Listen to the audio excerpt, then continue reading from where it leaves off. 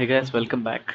So in this video we are going to dwell into what are the queries that we can write, and we're going to go through some sort of levels of queries, and how each query is helpful in how to deliver certain tasks. So as we discussed, the queries are written in a language called SQL. So we call them as SQL queries. So the queries, so through queries we can ask the database to fetch some records in a certain way.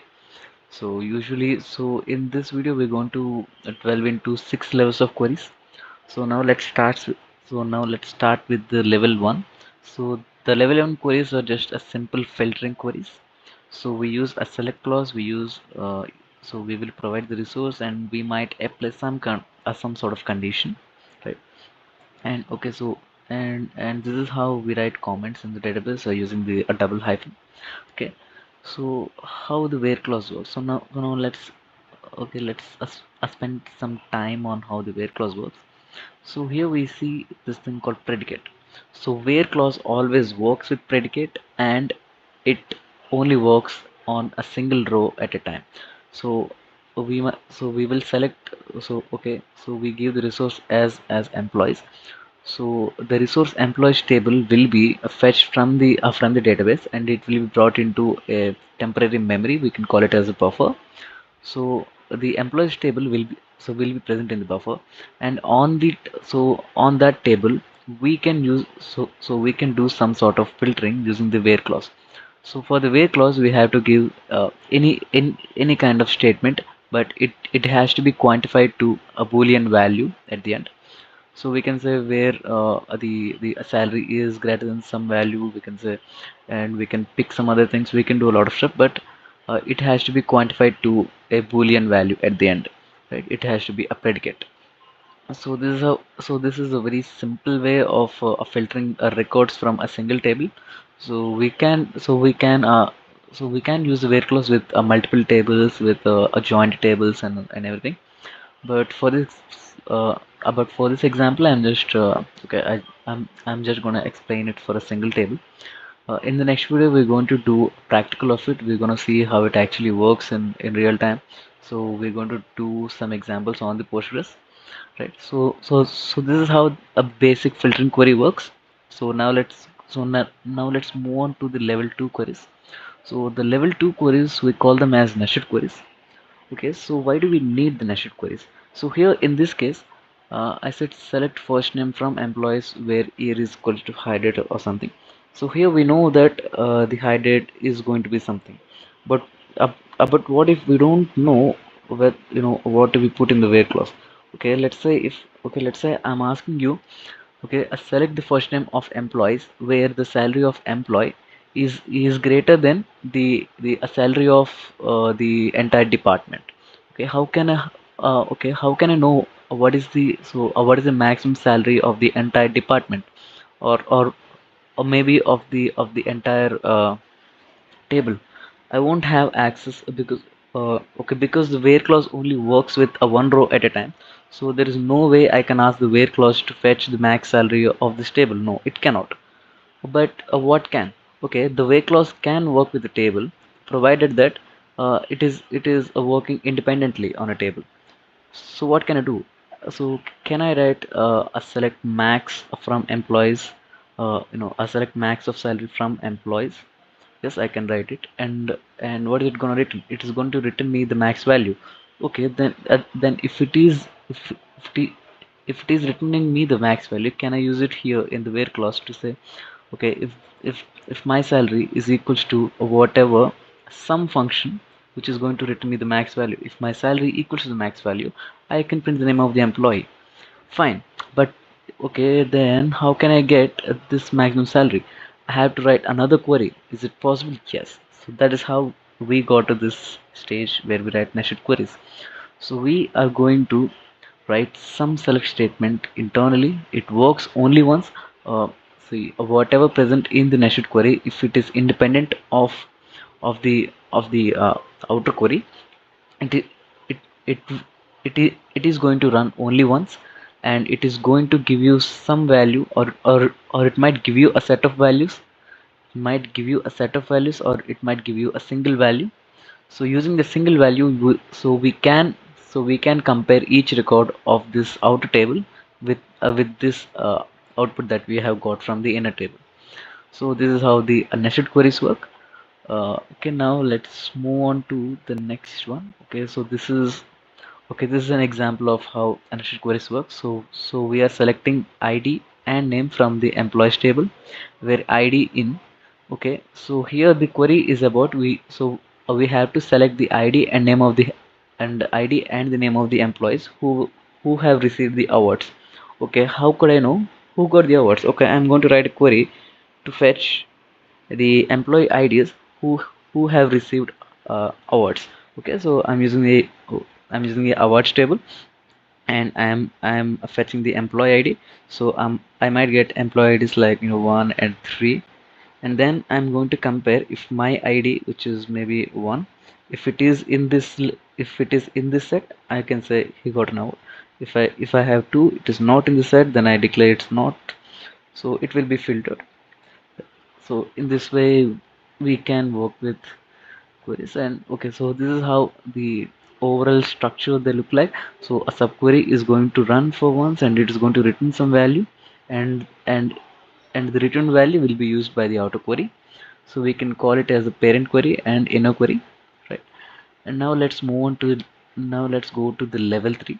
The level 3 is actually the most important part, because we're going to talk about joins. So joins are everywhere.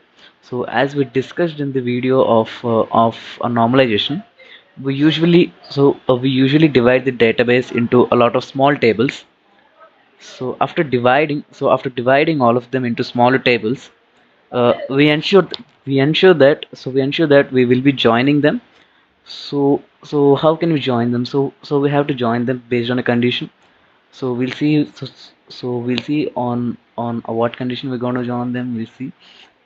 Okay, so now let's first look at what is the basic idea that has led us to this joins. So the most basic idea that has led us to joins is the Cartesian product. So as you might have heard about the Cartesian products in the asset theory of mathematics. So Cartesian products work in a way that it will take one row of this table, and it is going to append all the other rows of this table and create two records. So we have AB1, so A1, B1, C1 here, and we have appended this one here, and then we'll take the same record here again, and we're going to append the second record of this table. In a similar way, we're going to take A2, B1, and C5, and we're going to append it here, and we are going to append it here, and then we're going to take E1, F1, we're going to append it here, and then we're going to take E2, F5, and we're going to append it here, and then we'll take the last row, we're going to do the same. So we will get uh, if okay, let's say this is of size R, and this is of size S. So we're going to get a final product of R times S in our final table. So this looks like a useless task, because we are just multiplying them. So we're just fetching the records, then what is the use of having them? So we will understand what happens with them when we want to understand joins. So doing the same thing, let us assume. Okay, let's assume that this column is also E. Then you can see that if if if we can fetch a few records based on a condition, it means that we're able to join them as well as filter them on a condition if they have a common column, right? So we'll see about them. Okay, a join is it is nothing but a Cartesian product with a condition to remove the redundant records. So here we have got a lot of redundant records, but if we needed to show some kind of a relationship between the two tables, we have to ensure that we have to ensure that there is at least one column which is present in both of the tables, so that we can apply a condition on those two columns and ensure that only the records which are supposed to be in the final record are going to be fetched. right? Okay, the most common type of join that we might see is the natural join. So we have two tables. So each of the table has some column x. So A has the column x and B has the column x. Okay, if we would like to join these two tables, so it is obvious that we have to join them on this natural column which is existing in both of them. So it's just as simple as that. So that's how the natural join works. And if we go deep into that, so we have other joins. We have inner join as well. We'll get into what inner join is. Okay, but let's discuss what equijoin is. Equijoin is nothing but if we are comparing those two common columns on equality, so we are going to call that as equijoin. But if we are comparing those two columns based on some other operator like greater than or less than or greater than equal to or not equal to, then we can say we are not comparing the equality of those two columns, but we are comparing if one record of a column is greater than some other record of the referred column, then we call them as a non-equijoins. And then we have inner join. So inner join is almost similar as a natural join, but in a natural join we're only supposed to, so in natural join without explicitly saying what the column that we wanted to create a join, so it will implicitly understand that whatever the column which is same in both of the tables, it it will be it will be treated as the column on which the condition on which the condition has to apply. But in reality it might be that there is some column A here and some column B, and we have to join those two tables based on a condition which is applicable to A and B. In such cases a natural join will not allow you to do that, because the column A is not same as the column B. It's different in some way. Then a natural join will not allow you to do that. In such cases you can use inner join. It actually does the same thing, but it will allow you to make some kind of conditioning on different columns as well. So we have a natural join, inner join, and equijoin. So these are the most basic joins. Now let's get into something called, okay, now we have four types here. So we can look at the Venn diagrams to understand what happens. Okay, so we have seen about the inner join. So inner join will only fetch the records which are common in both the tables. It will only fetch the records which are common in both tables, and it will ignore every other record in the left table as well as the right table. It is not at all bothered about the other non-matching records. But if there is a case such that you want to fetch all the records of one table and compare them against what are the matching values in some other table, then for such a case we have two other joins. We call them as right join and left join.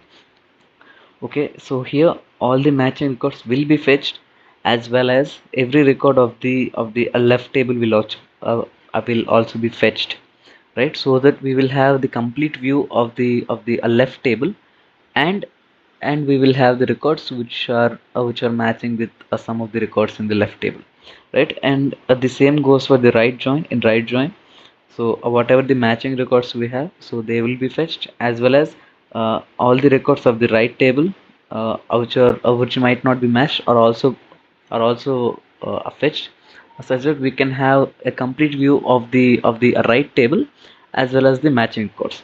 But if there is a case where you have to fetch all the records of all the tables, and just to want to view on what basis they two are intersecting, then we can use the full outer join, where it will fetch all the records and it will fetch the matching records only once. It's not going to repeat them. Okay, and whichever the records which are not matching with the other table, they will be placed as null. So we will get null in that column. So to ensure all this useless cases, we actually go for inner join most of the times, because that is the most used join, right? Now let's go further. Okay, now we're going into something called as correlated subqueries. Okay, this is somewhat a very not somewhat. This is very similar to what we saw in the unnested queries. Okay, we wanted to do something. So we don't know what it. So we don't know the exact values. So we cannot have it in the where clause itself. Okay, so we cannot have it in the where clause. So we are going to write another query to to kind of compute that record. Okay, if I want to select the max, I'm going to write another query called select max from employees, and I'm going to fetch the max of it, and I'm going to compare them the maximum value with each record of my table, of the outer table, right? But in the nested queries, we have seen that we don't have any sort of interdependency between the outer table and the inner table. Be- See, it's because whatever written in the inner table has no reference from the outer table, so we don't care about what the outer table was. So we are only going to execute the inner query, and we're going to fetch a single value, and we will return that value so that the outer query can use it for its own processing. But but there will be some cases where you have to where you have to pick one record of the outer table, and compare it against all the records of of some other table. Okay, for one of the examples, if you want to find who is the manager of all the employees, then you have to pick one then you have to pick one record and see if this record is manager of any other table, and if not, you go to the next record and then you do the same. If you do for all of the records, then you might find who the manager of all of these one. So, okay, we'll see a practical example of it in the next video so that you can understand how it works. But as of now, you understand that. So there will be a dependency of the outer table in the inner query as well, such that the inner query will have to run every time for each record of the outer table. So this is not a very uh, efficient query, but we go for a correlated nested queries when we don't have any other choice. So we can so it is always interchangeable with a self join. A self join almost does the same thing if it is on the same table. A self join and a correlated subquery almost works in the same way. But okay, we but usually people would prefer joins because it is going to give you a complete view of it.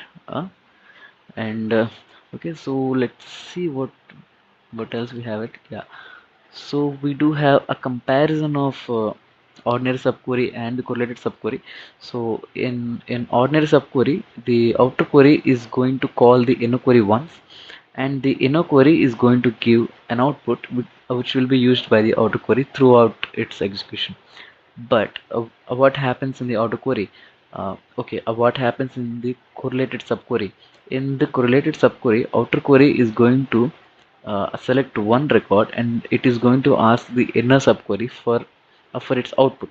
So inner query is going to work with that single row, and it might compare it with all other rows, or it might do some other operation. It is going to return true or false, or some sort of output.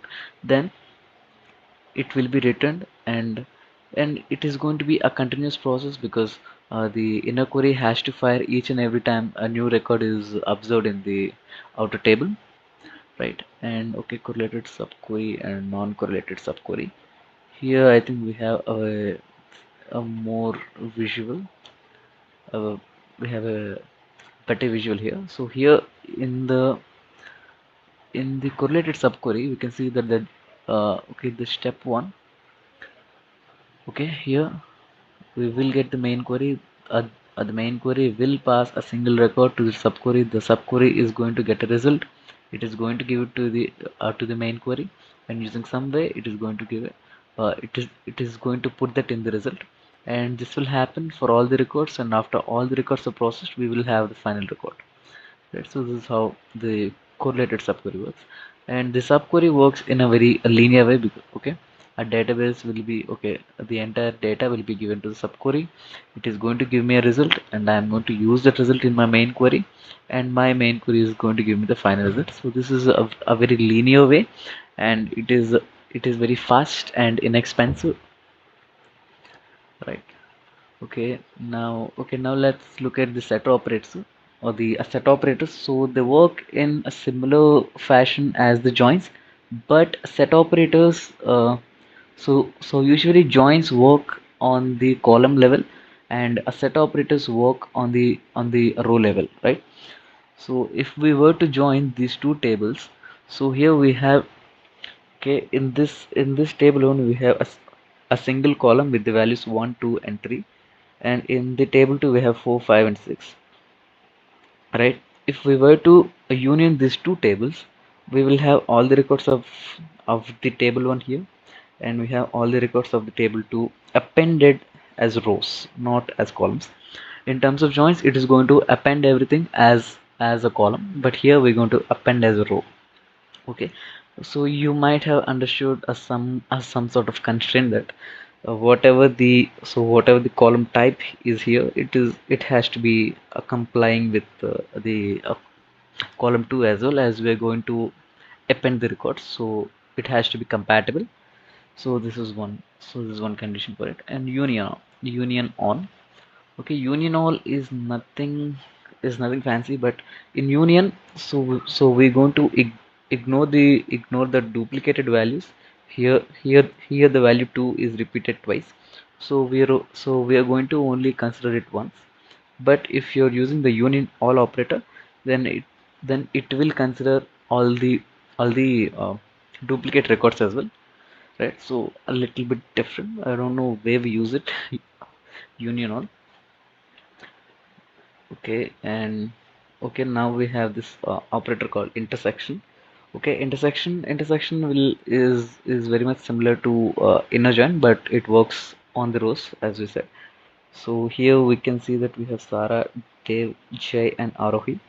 So we can find that the value Dave is repeating in both of this, and as well as Arohi. Okay, so we can see two common rows. So we are going to fetch them, and we are going to provide them as an output. So this is how the intersection works. And then we have a minus. Okay, the minus. Okay, we actually call this as a minus operator, but in Postgres SQL, so we use the keyword called except, but the functionality is the same anyway. So minus. Okay, it will consider the main table, and it will remove all the records which are present in the second table. Okay, this is the second table. So what are the common values we have in both of the tables? We have 3 and 4 here and here as well. So it will remove these two values from the table 1 and return the result whatever was left. So we will get the output as 1 and 2. Fine. Okay, and then we have a small comparison between union and inner join. So as we said, union works at the row level. So we will remove these two, and we are going to present 1, 2 in a single row. So it only works in rows, but anything if we try to join, a join will only work as a column level. So it will find it, it will find uh, the common records, and it is going to combine them and form a new it is going to form a new column like this. Okay, so these are okay, so this is all about joins and set operators. So now we're going to move into the level 5 and level 6.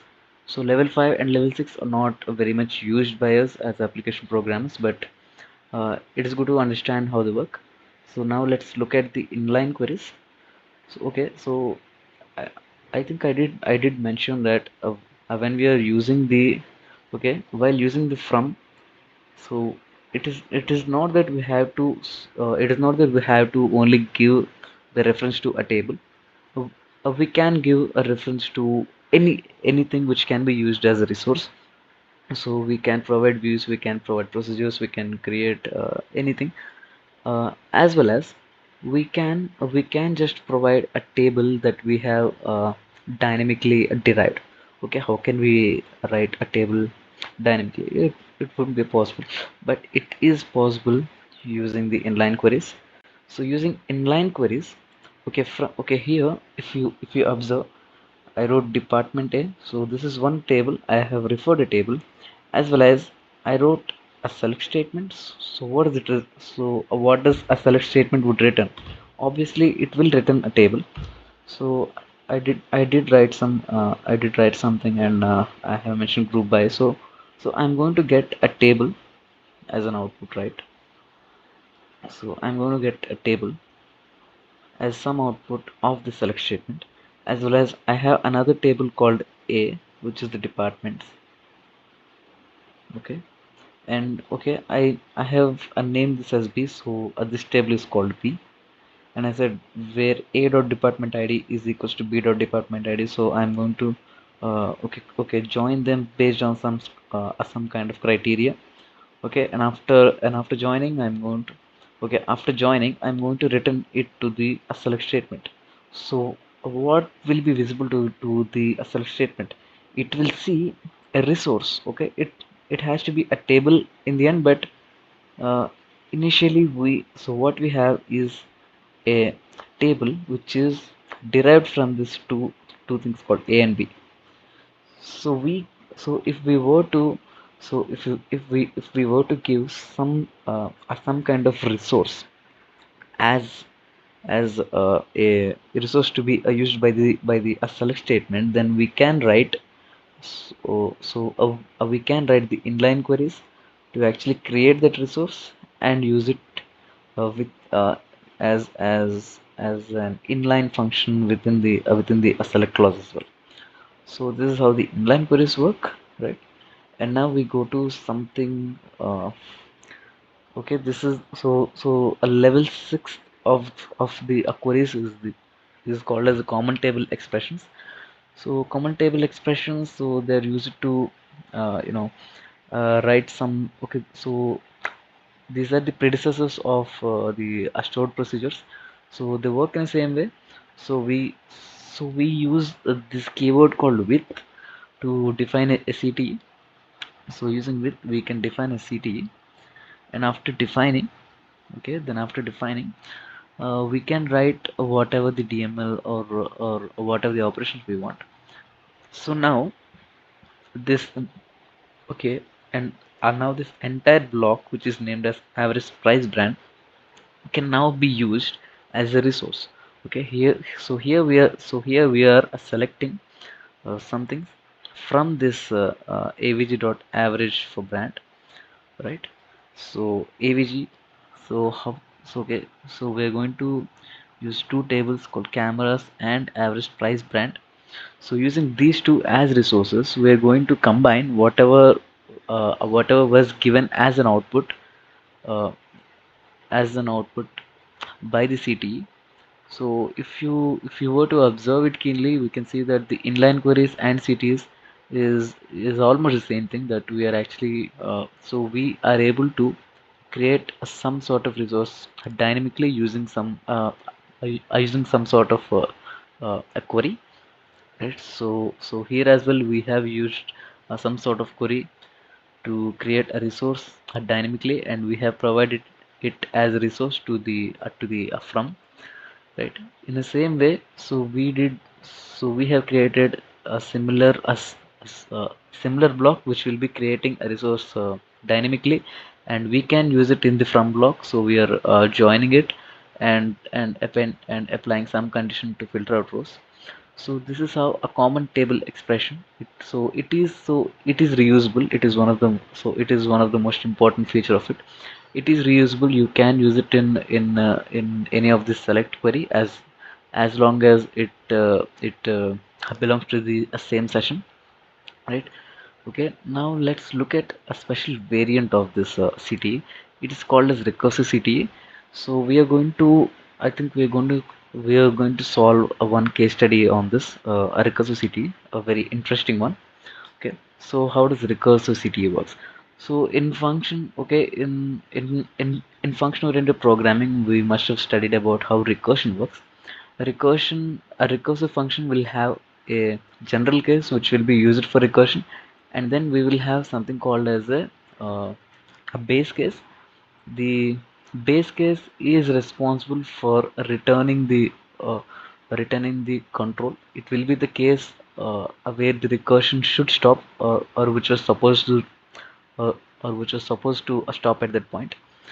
So as we know, in recursion, in a recursive function, the general case will work several times, but the base case will only work once. So in a same way, they have designed something. Okay, we have a city here. So the city query one is actually called, okay, it it it can be referred to as the base case of our recursion example. It will only run once. Okay, it is just used to initialize some values, such that we can use it for recursion. Okay, and then we use this operator union or union all. You can use any of them. So we will be union, so we will be combining all the outputs at the end. And now the ct query 2 is actually the recursive statement. It is going to work each and every time until it returns a null, until until a null value is returned from this statement. The the the recursion will continue.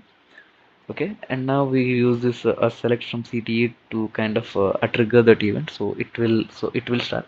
It is more or less like a function calling of it, right? Okay, now if we were to see uh, in depth of how it works, so this is actually called as the anchor part. So anchor is going to create the we can also call it as a building block. It is going to give you that a few records through which you can work on the recursive case. Now, so we have named it as ancestors, right? So we have named it as ancestors, and now we are using ancestors here. That means we are using whatever we have defined inside the same definition. So this is how the recursion works as well, right? So in this way, ancestors is going to get some new records, and we're going to union them all at the end. Okay, now let's try and solve an example on the recursivity. Okay, this is an interesting one, because so so this is a data set. So in this data set, we are so we don't have this column. You can ignore this column as of now. Okay, we don't have this as of now. Okay, so now our task is to understand that. Okay, we are trying to understand the hierarchies in a in a department, right? So here we have a manager. So the manager ID of him would be null, and then we have three employees who will be reporting to the manager, and we have two employees who will be reporting to this employee with ID2, and then we have a one guy who will be reporting to the employee with ID5, and another guy who will be reporting to an employee 7. So if we were to write an hierarchy, so the manager who has an ID, okay, let's assume it has 0. So he will be of of a level, and then we have the level 1, and then after level 1 we have the level 2, and then after level 1 we have level 2, and after level 2 we have the level 3, right? So the manager belongs to this level. Okay, the manager belongs to this level. We call it as level 0, and these three, they belong to the level 1, and these three, they belong to the level 2, and he belongs to level 3. Okay, how can we do this on a database without using any sort of programming? It almost seems impossible, but we can get it done using the recursive cities. So let's look at the script that got us here. Okay, if we look at this code, okay, we have created a recursive city, right? So we have a base condition. Okay, we have created a recursive city. So this is our base condition. So we are making sure that whoever has their manager ID as null, so we are going to call them as level 0. So it is going to be our base case. So I'm going to give them the value 0, and we are going to call the column as a level. Okay, so this query was executed, and okay, we don't need it as well. But as of now, we have okay, so we have created a one record, so it will have 0, so it belongs to the manager, right? So we have one, so we have a one record with us. So now the urinal statement will work, and it will see what this returns. So here we are trying to, okay, we are trying to fetch the employee details, and we are trying to fetch the level. So whatever, so whose level we are trying to fetch? So we are trying to fetch the level of of the immediate hierarchy of this particular record. Okay, so what is the immediate hierarchy? So the immediate hierarchy of these three people is is the guy with managed ID 1, right? So we're going to fetch the record of this guy, and we are going to increase the level by 1 and assign it to these three guys, and the same will happen to these two guys. Okay, we are going to, so we're going to look for the employee ID with ID 2. Okay, we're going to fetch that record, and we're going to add 1 to his level, and we're going to assign that to them. In a similar way for the 5, we're going to fetch this record, and we're going to level it up, and we are going to assign 2.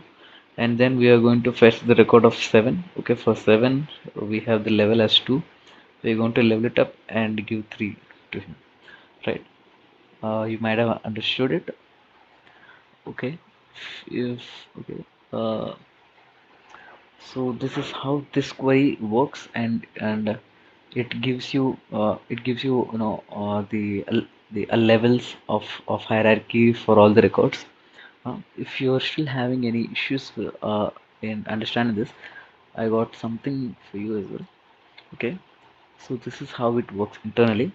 Okay, this is how our CTE looks like. So this is a common table expression with R as a base query, union all with the recursive query using R, right?